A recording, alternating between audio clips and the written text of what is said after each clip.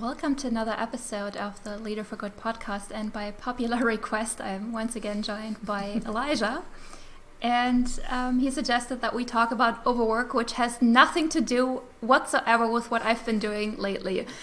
So with that disclaimer out of the way, how about you begin, since it was your suggestion? So the idea that there's overwork, I think we're kind of aware of it generally, where if someone's just working all the time, they're kind of stressed out, they're a bit running ragged, or if it's just like really late in the day that this has nothing to do with you lately, I'm sure, No. and you're trying to finish things. Yeah. So I guess one thing that is challenging for me, because I really love what I do, is to figure out when am I working because I'm really passionate about it, and when is it sort of like overwork that's coming from a not so helpful place. And I think that's actually something where passion can be kind of like challenging in a way that purpose isn't. Because then we think of passion as sort of like it's the fuel. Well, you can have too much fuel, like everything can kind of like go up in flames, which is not a good idea if it's ourselves that we're talking about.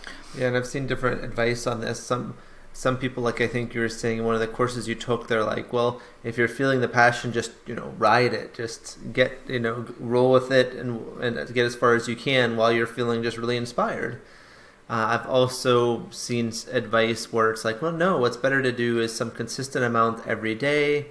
That way, and it can actually help with creativity if you're just consistently giving yourself time to be writing or working on something and so forth. Yeah, honestly, I mean, the more I read about it, the less I think that working consistently each day is actually how humans tend to roll. Because, I mean, if we look at it, human work used to be like very cyclical, like there used to be times when you did a lot, maybe because it was harvest season or something like that, and then there were times when there wasn't really much to do.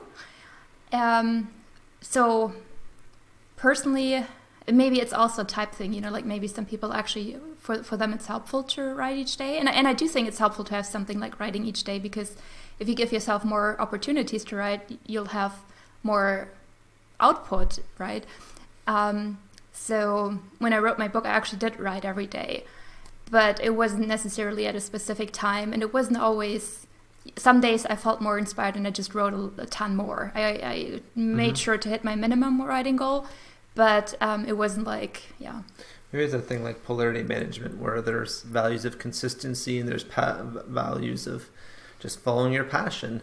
And it could even be the case that, for I think both Bear and I, if we work too long, we tend to have certain negative effects where we have a hard time falling asleep, we may be a little bit more crabby, and so forth. But sometimes, maybe it's just worth going for that, despite the fact that there may be limitations. Because when you're really rolling, it can feel really joyous to be completing something and to be making really good progress.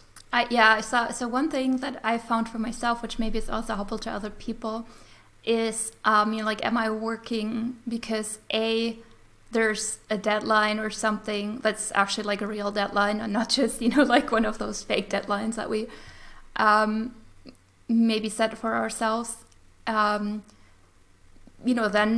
it really might make sense to just push to get that done. Or is it like, am I doing this to avoid something? Is there something that I don't want to look at? In which case, it probably would make sense to stop and look at it. And I think the thing with work and overwork is that I think workaholism is basically the only addiction that's completely societally acceptable and actually even celebrated. And we've both been reading a couple of very interesting articles that we can also link below about how interestingly enough, nowadays in the US, the most privileged people actually work the most, which if you look at human history wasn't the case, right? Like the thing about having high status, being in a position of power in the past meant you got others to do the work for you, which is like, we tend to say, hey, the pharaohs built the pyramids. I'm sure they didn't put one single stone there, so they didn't do anything, probably. I mean, Oh, then command others, Right? And maybe kill them if they don't comply. Yeah, and basically in this article it said how, like rich American men are actually like the workaholics of the world, and how they outwork basically every other group. Mm-hmm. Even and it doesn't seem to be like, oh, they are in that group because they worked so much. It seems like they keep on working even though they don't have to, which is fascinating if you think about that. Like, is that healthy? Is it not healthy? Like, what does that say about work? I don't know. Most of them probably aren't having passion, passion, jobs that they're actually genuinely passionate about and align with their purpose and so forth. At least the people I was reading about in this article, it didn't seem that way. It seemed like it's more like a status, competitive thing, which not that being competitive is all bad, but if that's your main driver, what do you really get from being one up or one down? I mean, yeah, I read this really amazing article, which was called "The Most Successful People." I think the headline was something like "The Most Successful People Are the Ones You've Never Heard of" by Ryan Holiday, and he basically talked about people who, people who are mentioned in history books, and how if you look at it, their lives really aren't all that great. So I think one example he mentioned of how Alexander the Great apparently accidentally killed his best friend, while he was drunk.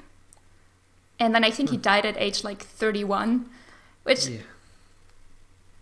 so, is that success? Is that real success? I guess that's up for everybody to decide.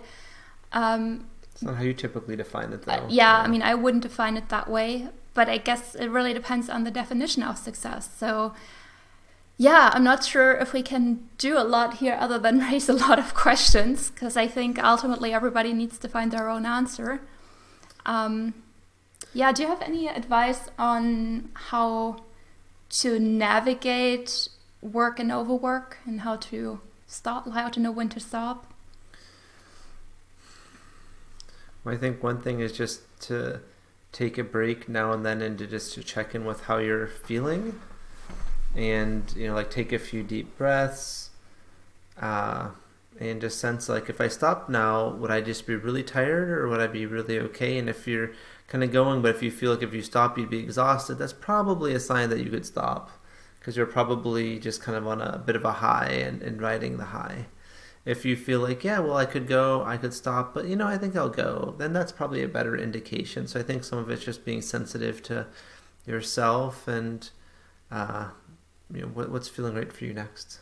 Yeah, and I think also maybe learning how you tend to roll. So, I mean, I think some people really do these longer sessions where they go really deep into one topic, and then, they don't stop until that wave has broken. And others are kind of doing 20-minute sprints or something, and it doesn't really matter which one you do as long as it's sort of the one that works for you and you're not trying to go against your own rhythm and personality. Yeah, and for things where culturally it's often you talk about the writers as being suffering and some of those things, it's very helpful to question those assumptions, because there's people I've read about, and even my own experience where I write and it's it's fine.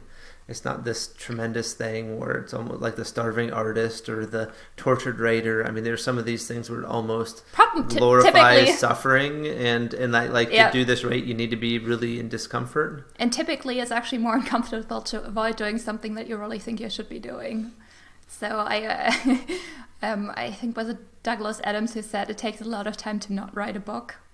So, I really try to follow that advice, and I'm like, this probably takes longer not doing it than just doing it. So those were a couple of our thoughts on work and overwork. And to summarize that, it seems that at least in the US, there's actually something that we could call workism, or that has been called workism, and where basically work is almost becoming a status symbol, and where, strangely enough, the most privileged ones are the ones who work the most, in stark contrast to the past, we've talked about, we've raised questions about what does success actually mean to you personally. And then we've also talked about a distinction that can help in terms of knowing whether you're overworking or whether you're just really passionate about something and you might want to keep going. And the distinction is basically, do you feel tired? Would it be okay to stop? And if you would be okay with stopping, then there's maybe not that obsession there, because overwork can also mean that you're trying to avoid something, which I've never done, by the way, just on the record. Okay, so if you liked this, if you liked this and would like to hear a bit more about my story and how I started creating work I love, I'll link to another video where I talk about that. So I'll see you in that video if you're interested.